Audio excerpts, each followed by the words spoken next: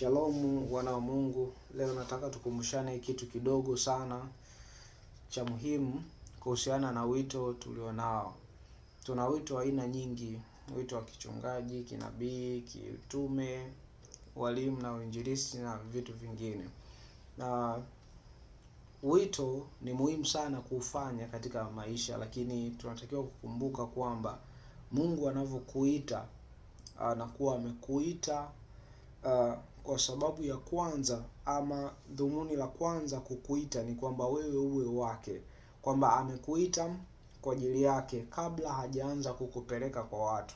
Sasa unakuta mtu ana focus sana kwenye kuwahudumia watu. Ni vizuri kufanya hivyo, lakini usisahau kwamba kwanza umeitwa kwa ajili ya Mungu. Mungu anakuhitaji wewe kwanza. So mahusiano yako wewe na Mungu ni ya muhimu zaidi ya hiyo huduma ulionayo. Mahusiano yako wewe na Mungu ni ya muhimu zaidi ya hicho ambacho wewe unakifanya.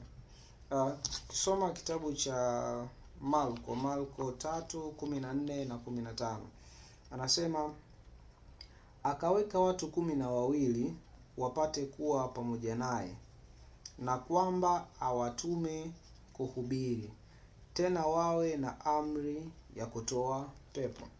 Ukisoma hii kitabu anakuambia kwamba akaweka watu 12 akawaita. Alivyowaita, kwanza aliwaita ili awe naye yeye. Kwamba hata Mungu anavyokuita wewe, anakuita wewe ili uwe naye yeye, uwe ndani yake yeye, ufuate sheria zake yeye, umpende yeye, na maisha yako wewe yafuate maelekezo yake yeye kwanza.